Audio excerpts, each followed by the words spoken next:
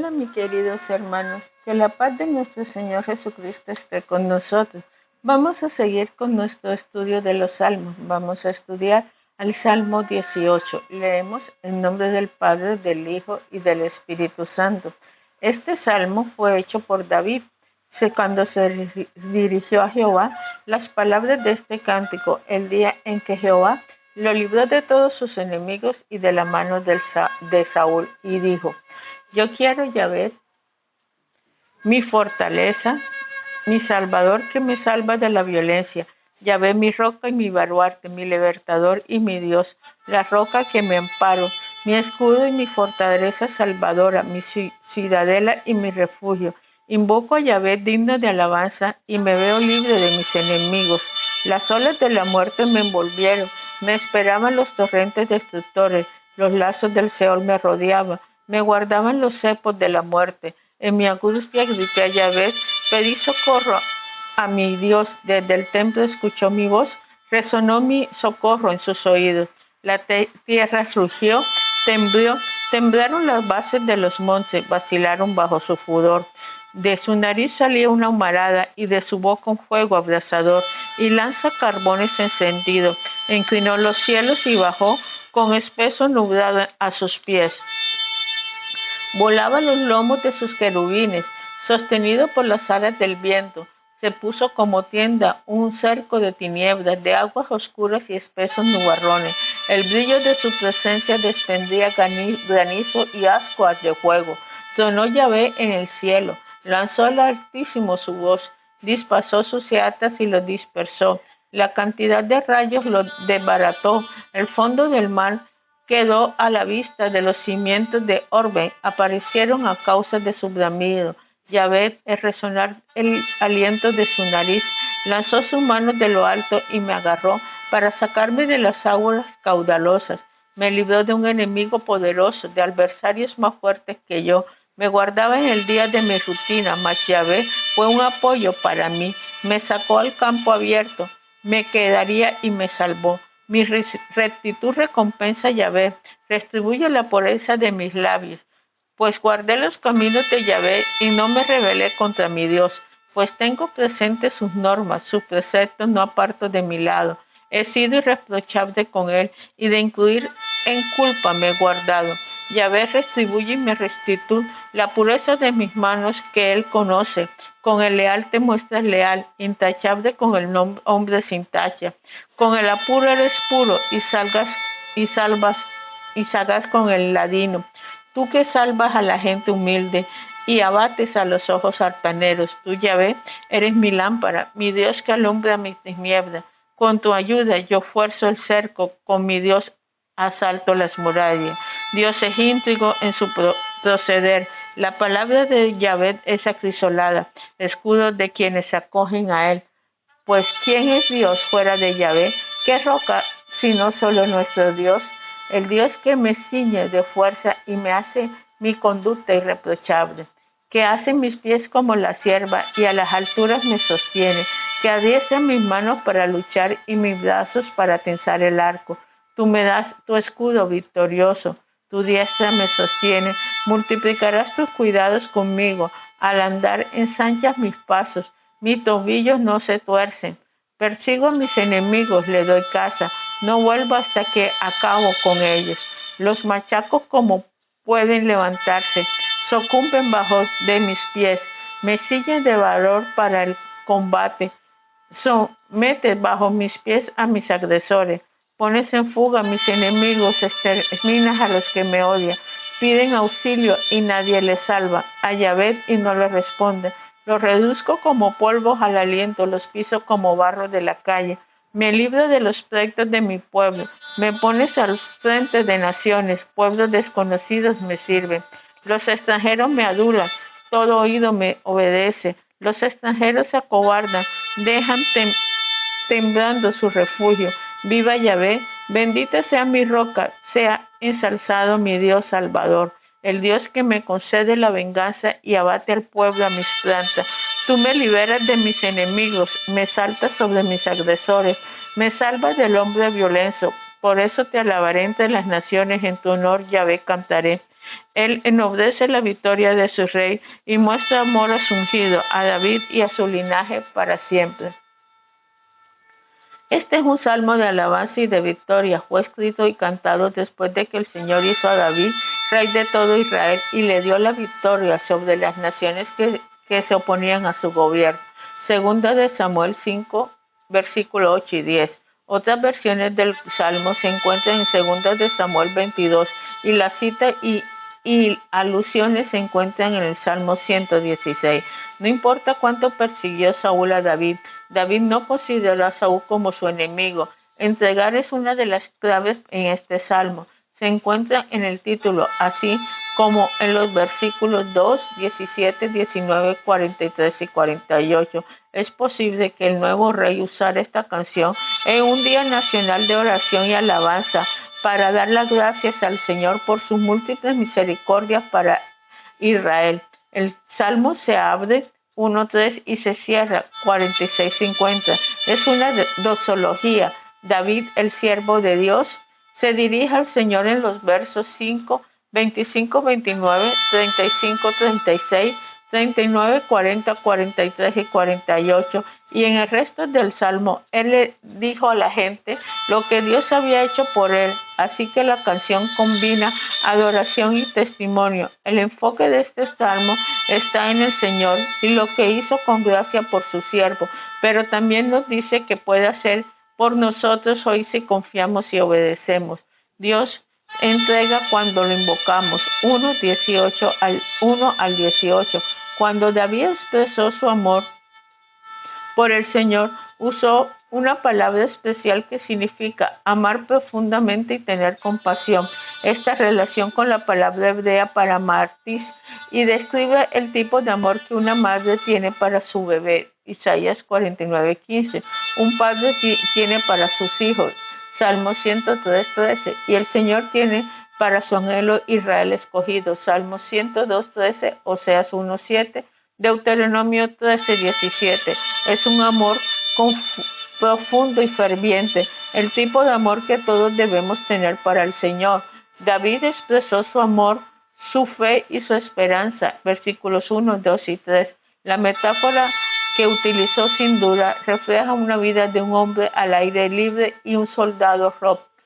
Es una metáfora familiar para el Señor, hablando de fortaleza y estabilidad, un lugar de refugio. Se remonta a Génesis 49:24, Deuteronomio 32:4, 15, 18 y 30 y 31. Fortaleza describe a Dios como una fortaleza, como la ciudad de Jerusalén en el monte de Sión. Escudo habla de la protección de Dios, pero también es un símbolo de rey. Salmo 84:9. David fue el escudo de Israel, pero el Señor fue el escudo de David. Los cuernos se refieren a fuerza. Deuteronomio 33:17. Primera de Reyes 22:11 y tiene connotaciones mesiánicas. Lucas 1:69. Este tipo de Dios es digno de nuestra oración y alabanza. Pero el Señor era el escudo de David. Cuerno se refiere a la fuerza y tiene connotaciones mesiánicas. Este tipo de Dios siempre será digno de alabanza y adoración. Pero el Señor era el escudo de David. Después de expresar su devoción, describió su angustia y se imaginó a sí mismo como un hombre que había sido acorralado por todos, atrapados en una trampa, atados con cuerda y arrojados al agua para ahogarse. Job 22:11.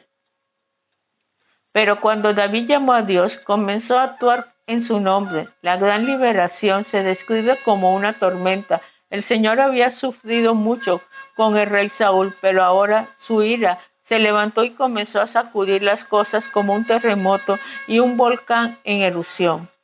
Dios bajo es una tormenta como un guerrero es un carro, llevando rápidamente por querubines. Estaba acompañado por la oscuridad, la lluvia, el viento y el granizo, los truenos y los relámpagos, todo porque David invocó al Señor. En el momento justo, Dios se acerca y liberó a David, como Moisés fue sacado del agua. Éxodo 2:10. El enemigo cayó derrotado, pero David se mantuvo firme, apoyado por su Señor. 23:4 Salmo. Ahora eres rey de Israel. 10 años de exilio terminaron. Su vida se había salvado y su ministerio estaba entre él. Pero Dios recompensa, mis queridos hermanos, cuando obedecemos. La palabra angustia en el versículo 6 significa estar en un lugar apartado, en un rincón encerrado. Pero cuando termina la tormenta, David se encontró en un lugar grande donde podía dar grandes pasos de fe en servicio al Señor. Dios amplió la prueba de David y la usó para agradar a David. David no era perfecto, ni lo somos nosotros, pero era un hombre conforme al corazón de Dios y un hombre con un corazón de pastor.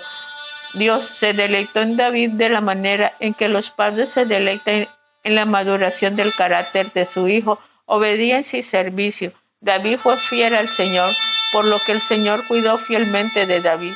David conocía la ley de Dios y la obedecía a pesar de las difíciles circunstancias de su exilio. En el espíritu de Samuel y Ezequías, sus afirmaciones de justicia eran una evidencia de humildad y honestidad, no de orgullo y de engaño. Nótese que usó de las palabras rectitud y limpieza, recta y pureza. David tenía manos limpias, así como manos hábiles.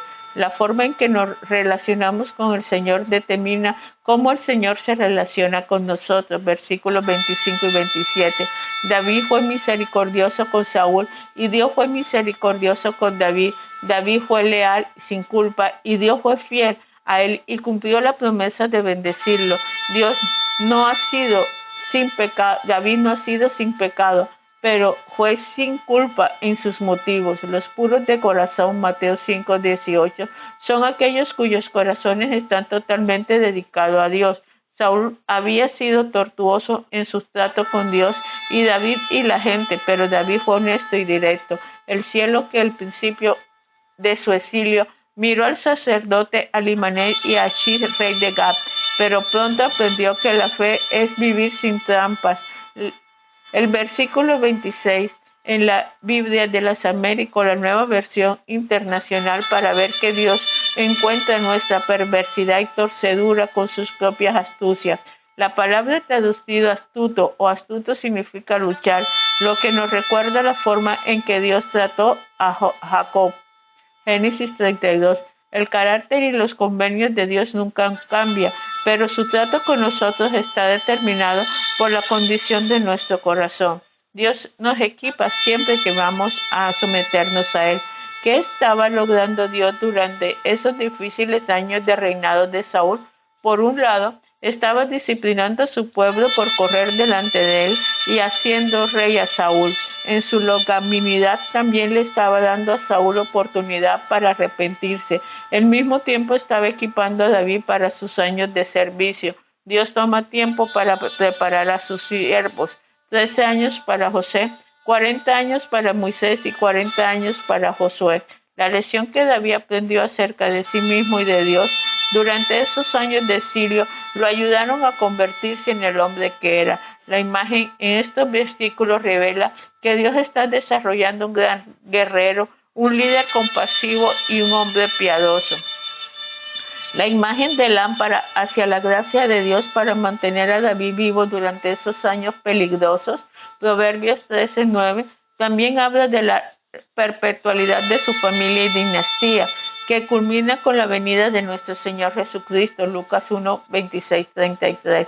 Debido a que David confió en Dios, versículo 20, Dios lo permitió correr, saltar, luchar y vencer el enemigo.